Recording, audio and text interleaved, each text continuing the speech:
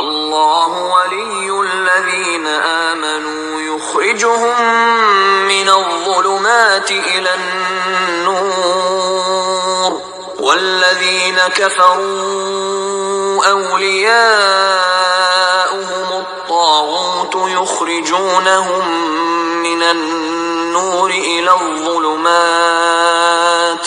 سورہ مائدہ 5th رکوع 27 آیت سے۔ اس رکوع میں آدم علیہ السلام کے 2 بیٹوں کا ذکر ہے، حابیل اور قابیل کا، جنہوں نے آپس میں قتل غارت گیری کی تھی۔ تو ایک بھائی نے قتل کیا تھا، ایک بھائی قتل ہوا تھا، اور یہ واقعہ اس میں بتایا گیا۔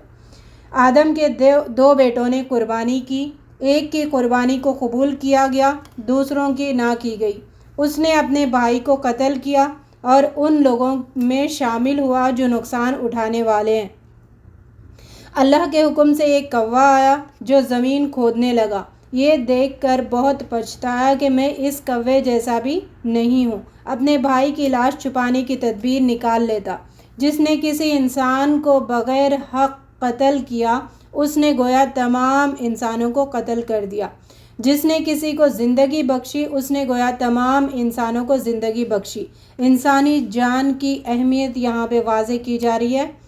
جو لوگ اللہ اور اس کے رسول سے لڑتے ہیں اور زمین میں فساد برپا کرنے کے لیے تگ و دھوپ کرتے رہتے ہیں، پھر ان کی سزا یہ ہے کہ قتل کیے جائیں یا سولی پر چڑھائے جائیں یا ہاتھ پاؤں مخالف سمیت سے کٹوا ڈالے جائیں یا جلا وطن کر دیے جائیں۔ یہ جو فتنہ پھیلاتے ہیں زمین میں، ان کے بارے میں سخت وارننگز دیے گئے، ان کے سخت پنشمنٹس کا ذکر کیا گیا، کیونکہ فتنہ بڑی چیز ہے، گناہ سے فتنہ پھیلانا بہت بڑی چیز ہے۔ تو ان کے لیے یا تو قتل کر دو یا سولی پر چڑھاؤ، ہاتھ پیر مخالف سمیت سے کٹوا دو یا ان کو جلا وطن کر دو۔ جو توبہ کر لیں، پھر اللہ رب العزت ہر جگہ قرآن میں جہاں پہ وارن کرتے پھر فوراً اپنے توبہ کے دروازے بھی کھلے رکھتے ہیں۔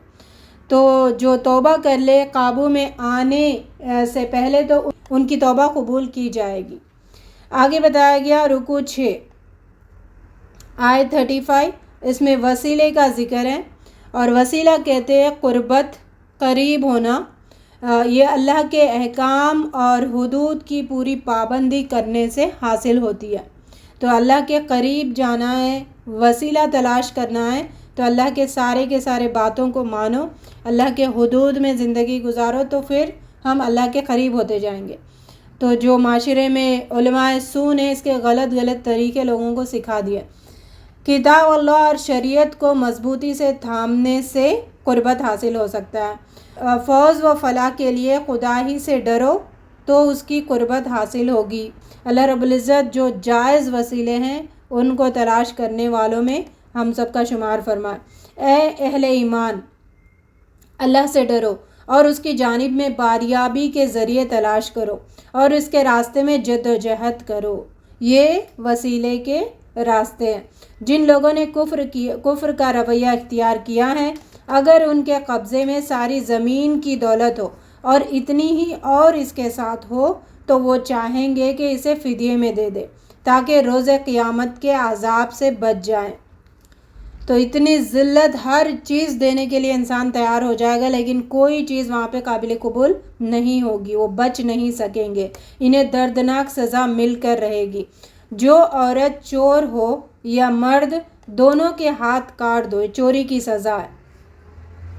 یہ ان کی کمائی کا بدلہ ہے اور اللہ کی طرف سے عبرتناک سزا ہے۔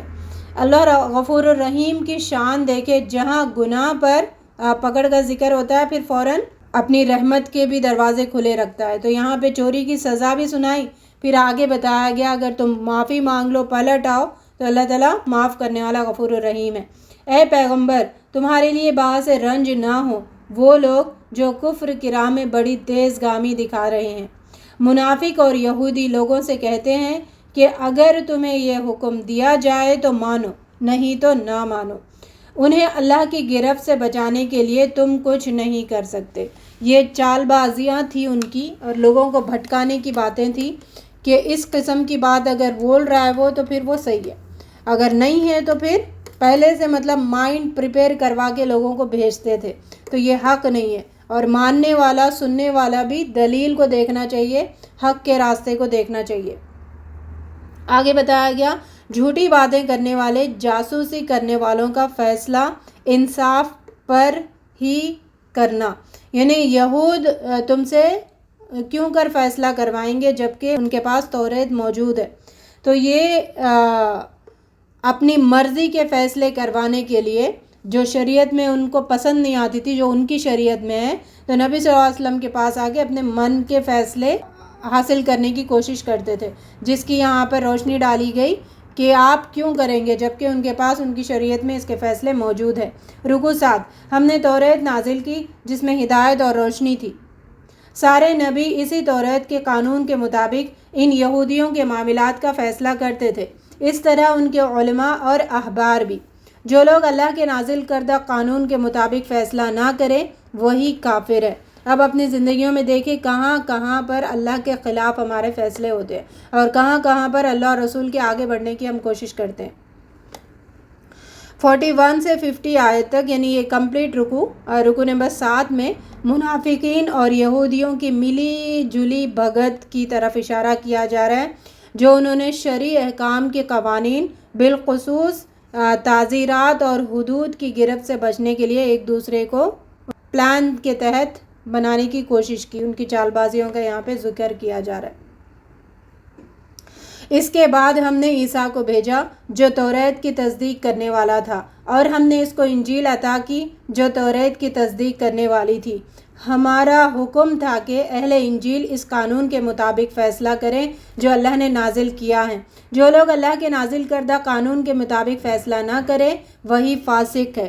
اسی رکوع میں اوپر کافر کہا گیا اور یہاں پر فاسق کہا گیا۔ پھر اے نبی صلی اللہ علیہ وسلم، ہم نے تمہاری طرف یہ کتاب بھیجی جو حق لے کر آئی ہے، اور الکتاب میں سے جو کچھ اس کے آگے موجود ہے اس کی تصدیق کرنے والی ہے، لہٰذا تم خدا کے نازل کردہ قانون کے مطابق لوگوں کے معاملات کا فیصلہ کرو، اور جو حق تمہارے پاس آیا ہے اس سے منہ موڑ کر ان کی خواہشات کی پیروی مت کرو، ان کی چال بازیوں کی پیروی مت کرو۔ 51 سے 66 آیت تک، یعنی آگے کی 2 رکوعوں میں مسلمانوں کو عام اور منافقوں کو خاص طور پر یہ بتایا جا رہا ہے کہ اہل کتاب سے دوستی مت کرو، اس کا ذکر آ رہا ہے۔ زیادہ دوستی کریں گے تو ہوگا کیا؟ وہ اپنے دین میں منتقل کرنے کے پورے چانسز ہوتے ہیں، تو اس لیے بچ کے رہنے کی ضرورت ہے۔ دوستی نبھائے گا اس کا، ان کا حشر بھی ان کے ساتھ ہی ہوگا، یعنی اگر کسی کو پہچاننا ہے تو معاورہ جیسا ہے، کسی کو پہچاننا ہے تو اس کے دوست کو دیکھو، وہ کیسے دوست رکھتا ہے تو وہ بھی ویسے ہی ہوتا ہے۔ یہاں پہ اس آیت میں بتایا گیا ان کے ساتھ ویسی حشر ہوگا جیسے وہ ان کا دوست کا ہوتا ہے، دوست کے ساتھ اٹھائے جائیں گے۔ اور ایک بات بھی بتائی گئی کہ تمہاری جگہ دوسرے کو ہم لائیں گے اگر تم یہ باتیں نہیں مانو گے، اللہ کی بات مانیں گے، وہ خدا سے محبت کریں گے، خدا ان سے محبت کرے گا۔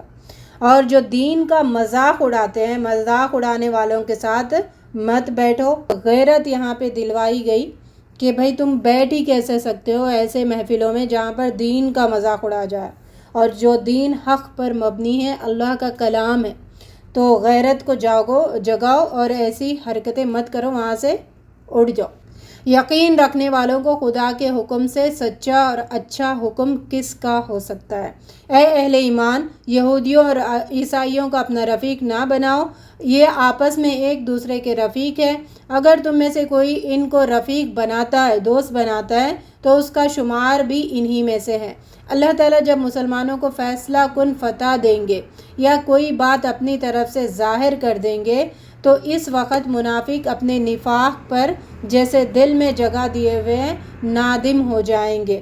اس کا یہاں پر ذکر کیا گیا، انہیں دوستی سے منع اس لیے کہ کامل دوستی ان کے دین میں منتقل ہونے کے موجب بنتی ہے، اور منافق جن کے دلوں میں روگ ہے، جن کا ایمان ضعیف ہے، وہ کہتے ہیں کہ ہم ضرورت کے تحت ان سے دوستی رکھ رہے، مطلب تھالی کے بیگن والی حرکتیں۔ اگر زمانہ پلٹ گیا اور ان کا پلڑا بھاری ہو گیا تو ان کو یہ احساس ہوگا کہ ہم تمہارے ساتھ بھی تھے، تو وہ ہمارے ساتھ ظلم نہیں کریں گے۔ تو آؤ بھگت فلاٹر ٹائپ میں تھالی کے بیگان، جدھر زمانہ جس کا اچھا ہو گیا ادھر ان کے ساتھ، یہ منافقانہ رویہ ہے۔ مومن اسٹرانگ ایمان والا ہوتا ہے، مضبوط عزم والا ہوتا ہے۔ اللہ رب العزت ہمیں مضبوط عزم اور مضبوط دین پر قائم رکھے۔ اے اہل ایمان، اگر تم میں سے کوئی اپنے دین سے پھرتا ہے تو پھر جائے، گیٹ آؤٹ۔ اللہ بہت سے لوگ ایسا پیدا کریں گا جو اللہ کو محبوب ہوں گے۔ یہ کتنی دفعہ ریپیٹ ہوئی ہے، دیکھیں اب تک صرف اتنے باروں میں بہت دفعہ ریپیٹ ہوئی ہے۔ اور اللہ ان کو محبوب ہوگا، وہ مومنوں پر نرمی اور کفار پر سخت ہوں گے۔ مومنوں کی کوالٹی ہوگی کہ ہر جگہ نرم نہیں ہوگا، جہاں پہ نرم ہے وہاں پہ نرم، جہاں پہ گرم ہے وہاں پہ گرم رہے گا۔ یہ مومن کی کوالٹی ہے، جو اللہ کی راہ میں جدوجہد کریں گے اور کسی ملامت کرنے والے کی ملامت سے نہ ڈریں گے۔ یہ مومنوں کی کوالٹی ہے۔ اللہ رب العزت ہمیں ان میں شامل فرمائے۔ ربنا جعلنا منہم۔ اے مسلمانوں، بہت اہم آیت آ رہی ہے، تمہارے رفیق تو حقیقت میں اللہ، اس کے رسول اور وہ اہل ایمان ہیں جو نماز قائم کرتے ہیں، زکوٰۃ دیتے ہیں اور اللہ کے آگے جھکنے والے ہیں۔ ایسے دوستوں کو تلاش کرو اور ان کے ساتھ رہو۔ جو اللہ اور رسول اور اہل ایمان کو رفیق بنا لے، اسے معلوم ہونا چاہیے کہ اللہ کی جماعت ہی غالب ہو کر رہے گی۔ رکوع 9۔ اے اہل ایمان، تمہارے پیش رو اہل کتاب میں سے جو لوگوں نے تمہارے دین کو مذاق اور تفریق کا سامان بنا لیا ہے، انہیں اور کافروں کو اپنا دوست اور رفیق نہ بناؤ۔ اللہ سے ڈرو اگر تم مومن ہو۔ جب تم نماز کے لیے منادی کرتے ہو تو وہ اس کا مذاق اڑاتے ہیں اور ان سے کھیلتے ہیں۔ ان سے کہو، اے اہل کتاب، تم جس بات پر ہم سے بگڑے ہو وہ اس کے سوا اور کیا ہے کہ ہم اللہ پر اور دین کی اس تعلیم پر ایمان لائیں۔ یعنی تو اللہ تعالیٰ یہاں پہ سوال کر رہے ہیں ان سے، تم ان میں کیا برائی دیکھ رہے؟ تو صرف یہی کر رہے نا، وہ اللہ کی طرف آئے ہیں، رسول کی بات مان رہے، یہ بات تمہیں پسند نہیں آ رہی؟ تو آج بھی یہی ہوتا ہے، دیکھیں بدعتیوں کے پاس یا غیر دین والوں کے پاس اگر ہم دین کی باتیں کرتے ہیں تو ان کو پسند نہیں آتا، اور پسند ان کی نفس سے نہیں ہوتا ہے، بس وہ دین جو ہے ایکسیپٹ کیا ہے انہوں نے، اس پہ ان کو ناراضگی ہوتی ہے، اس کے چلتے سارا کھیل بگاڑنے کی کوشش کرتے ہیں۔ تو یہاں پہ بات اسی پہ فوکس کی جا رہی ہے جو ہماری طرف نازل ہوئی ہے اور ہم سے پہلے بھی نازل ہوئی تھی۔ یہ یونیورسل ٹروتھ ہے، ہر دور میں ایسے ہی ہوا ہے حق والوں کے ساتھ۔ حقیقت یہ ہے کہ جو کلام تمہارے رب کی طرف سے تم پر نازل ہوا ہے وہ ان میں سے اکثر لوگوں کی سرکشی اور باطل پرستی میں الٹے اضافے کا موجب بنا ہوا ہے۔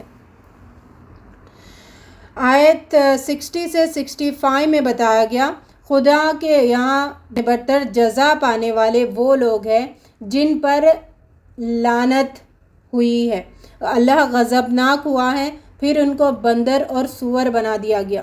یہ شیطان کے پرستش کرنے والے لوگ ہیں، بڑے برا ٹھکانہ ہوگا ان کا، اور سیدھے راستے سے بہت دور ہوں گے یہ لوگ۔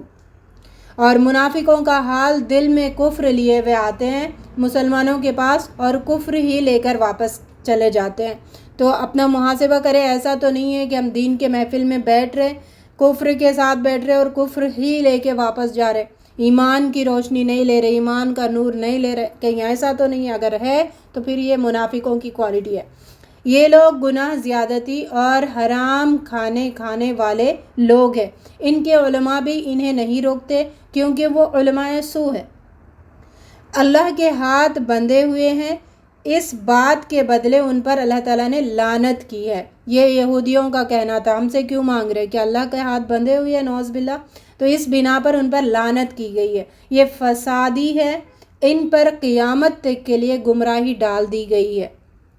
بخشش کا دروازہ ان کے لیے بھی ہے، انہیں پرہیزگار جو بن کر زندگی گزارتے ہیں ان کے لیے بخشش ہے اور باغ ہے، اور ان میں وہ ہمیشہ کے لیے داخل کیے جائیں گے۔ اے کاش انہوں نے توریت اور انجیل اور ان دوسری کتابوں کو قائم کیا ہوتا جو ان کے رب کی طرف سے ان کے پاس بھیجی گئی تھی، ایسا کرتے تو رزق اوپر سے برستا اور نیچے سے ابلتا۔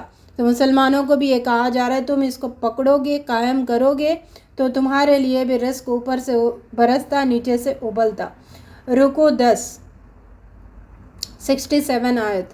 اے نبی صلی اللہ علیہ وسلم، جو کچھ تمہارے رب کی طرف سے تم پر نازل کیا گیا ہے وہ لوگوں تک پہنچا دو۔ نبی کو حکم دیا جا رہا ہے، نبی صلی اللہ علیہ وسلم کے ذریعے ہمیں حکم دیا جا رہا ہے، یہ پیغام لوگوں تک پہنچا دو۔ اگر تم نے ایسا نہ کیا تو پیغمبری کا حق نہیں ادا کیا۔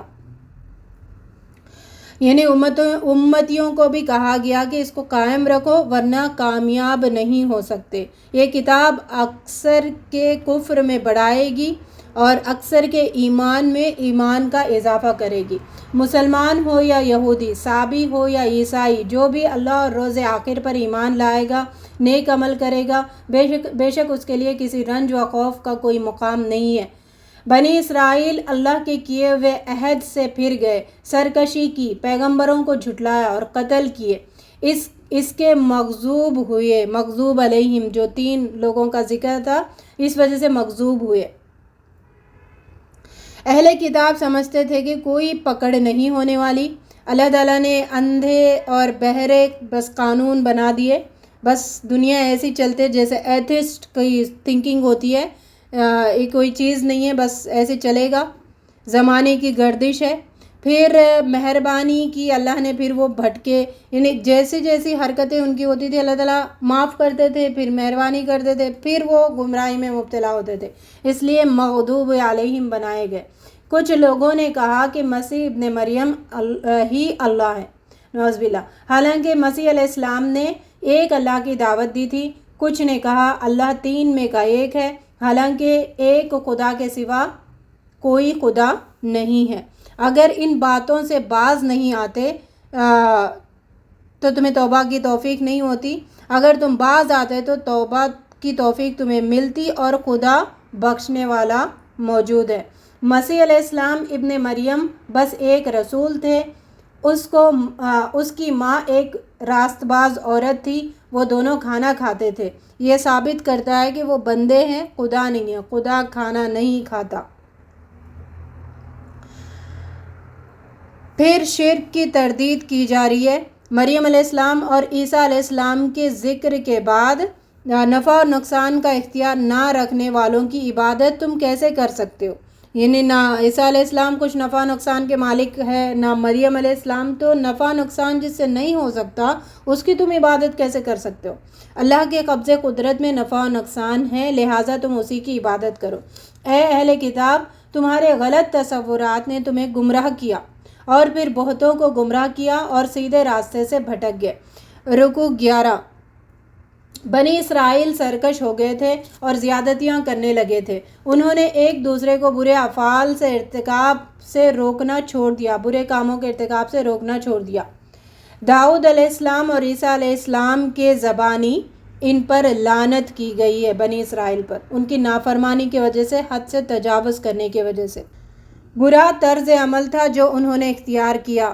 آج ان میں بکثرت ایسے لوگ تم دیکھتے ہو جو کفار کی حمایت اور رفاقت کرتے ہیں۔ تم اہل ایمان کی عداوت میں سب سے زیادہ سخت یہودیوں کو پاؤ گے اور مشرکین کو پاؤ گے، اور ایمان والوں کے لیے دوستی قریب ترین ان لوگوں کو پاؤ گے جو نصارہ ہے، یعنی نصارہ ہماری دوستی کے لیے قریب حقدار ہے اور مشرک اور یہودی تو پکے دشمن ہیں۔ ان میں سے کچھ کا حال یہ ہے کہ جب کلام الہی کو سنتے ہیں تو آنکھوں سے آنسوئیں اتر جاتی ہے اور یوں کہہ اٹھتے ہیں کہ پروردگار، ہم ایمان لائے، ہمارا نام گواہی دینے والوں میں لکھ لے۔ یہ لوگ جنت کے مستحق ہیں،